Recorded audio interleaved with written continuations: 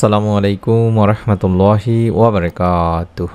1 minute মাদ্রাসা YouTube চ্যানেলে সম্মানিত দিনী ভাই বোনেরা, আমি আশা করি আল্লাহ তাআলার অশেষ রহমতে আপনারা ভালো আছেন, সুস্থ আছেন। আলহামদুলিল্লাহ। আজ পবিত্র রমজান মাসের ইফতার সামনে নিয়ে কষ্ট করে 33 বার একটা ছোট্ট দোয়া পাঠ করবেন এবং আল্লাহ তাআলার কাছে আপনার সমস্ত ঋণ ও দুশ্চিন্তা থেকে মুক্তি চাইবেন, রিজিকে বরকত চাইবেন। ঋণ থেকে আল্লাহ তাআলা যেন খুব দ্রুতই আপনাকে কোনো না কোনো একটা পথ বের করে দেন, তার জন্য দোয়া করবেন এবং একটি ছোট্ট দোয়া পড়বেন, 2-1 শব্দের দোয়া, যার মাধ্যমে আল্লাহ তাআলা আপনার সারা জীবনের গুনাহ মাফ করে দেবেন ইনশাআল্লাহ। ইফতারের আগে এই দোয়া পাঠ করলে আল্লাহ তাআলা বান্দার সব গুনাহ মাফ করে থাকেন। আশা করছি আপনারা আজকের পর থেকে এই আমলগুলো প্রত্যেক দিন ইফতার সামনে নিয়ে কষ্ট করে অবশ্যই পড়বেন দিনী মা বোনেরা। মহান আল্লাহ বান্দার প্রতি দয়াশীল। রমজানে এই দয়ার পরিমাণ আরও বৃদ্ধি পায়। তিনি প্রতিটি আমলের প্রতিদান বৃদ্ধি করেন, বান্দার দোয়া কবুল করেন এবং জাহান্নাম থেকে মুক্তি দেন। বিশেষত রমজানের ইফতারের সময় দোয়া কবুলের কথা হাদিসে এসেছে। এই সময়ে বান্দার উপর আল্লাহর করুণার ধারা বর্ষিত হয়, অথচ না জেনে অনেকে এই সময়গুলো অবহেলায় কাটিয়ে দেয়। ইফতারের আগ মুহূর্তের দোয়া অত্যন্ত গুরুত্বপূর্ণ, অত্যন্ত মূল্যবান দোয়া, কারণ ইবাদত ও দোয়া কবুলের বিবেচনায় সূর্যাস্ত তথা ইফতারের পূর্ব মুহূর্তটা খুবই গুরুত্বপূর্ণ, খুবই মূল্যবান। পূর্বসূরি আলেমেরা ইফতারের আগের সময়টুকু দোয়া ও আল্লাহর জিকিরেই মগ্ন থাকতেন, কেননা মহানবী সাল্লাল্লাহু আলাইহি ওয়াসাল্লাম বলেন, 3 ব্যক্তির দোয়া ফিরিয়ে দেওয়া হয় না।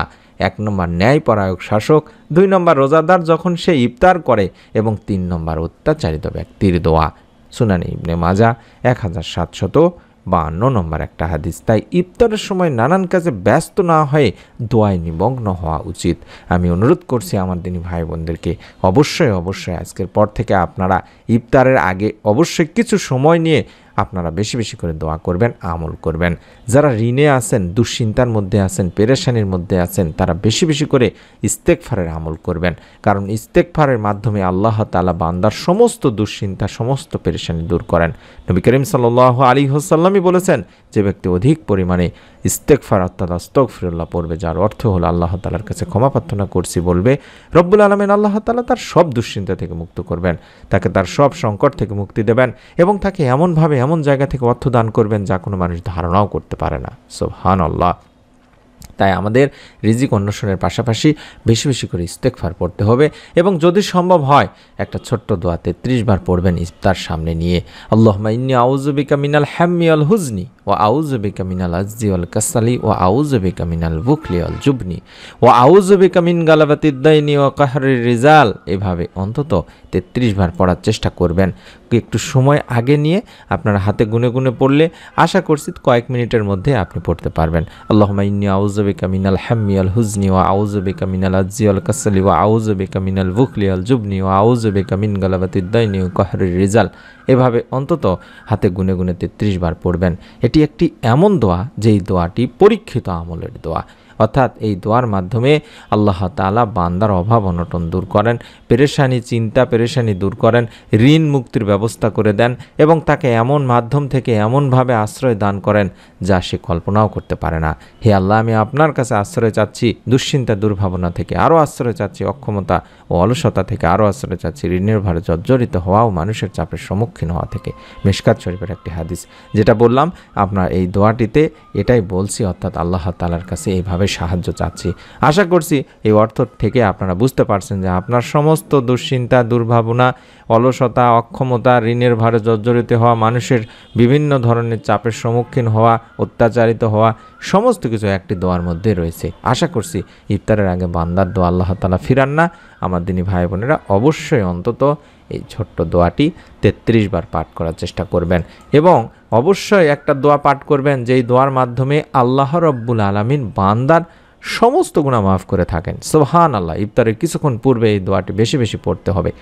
ইয়া ওয়াসিয়াল মাগফিরাতি ইগফিরলি, ইয়া ওয়াসিয়াল মাগফিরাতি ইগফিরলি। এভাবে অন্তত 33 বার পাঠ করবেন। ইয়া ওয়াসিয়াল মাগফিরাতি ইগফিরলি, ইয়া ওয়াসিয়াল মাগফিরাতি ইগফিরলি। এভাবে 33 বার পাঠ করবেন ইফতারের কিছুক্ষণ পূর্বে। এর অর্থই হচ্ছে, হে মহান ক্ষমাদানকারী, হে আল্লাহ আমাকে ক্ষমা করুন। সওয়াবুল ঈমানের একটি হাদিস।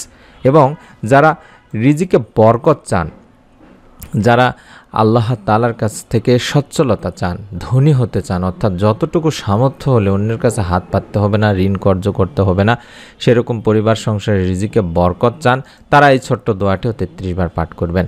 আল্লাহুম্মা ইন্নী আসআলুকাল হুদা ওয়াত তুকা ওয়াল আফাফা ওয়াল গিনা। আল্লাহুম্মা ইন্নী আসআলুকাল হুদা ওয়াত তুকা ওয়াল আফাফা ওয়াল গিনা।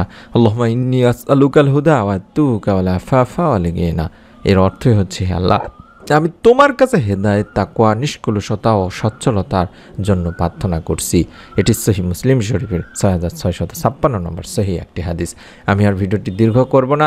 আমার দিনী মা ও বোনদের, ভাইদেরকে অনুরোধ করব, আজকের পর থেকে ইফতার সামনে নিয়ে অবশ্যই আমলগুলো করবেন। বেশি বেশি দরুদ ও ইস্তেগফার পাঠ করবেন, আপনার গুনাহের জন্য মাপ চাইবেন, যে দোয়ারগুলোর মাধ্যমে আমি শিখিয়ে দিলাম।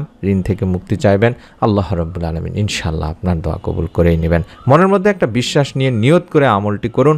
রব্বুল আলামিন যাতে নিয়তের ওসিলায় আপনার মনের নেক আশা পূরণ করে দেন। পরবর্তী নতুন আমলের ভিডিও পাওয়ার জন্য সবার কাছে অবশ্যই অনুরোধ করছি, অবশ্যই চ্যানেলটি সাবস্ক্রাইব করে রাখবেন, বেল বাটনটি অন করে রাখবেন। সকলে ভালো থাকুন, সুস্থ থাকুন। আসসালামু আলাইকুম ওয়া রাহমাতুল্লাহি ওয়া বারাকাতুহু।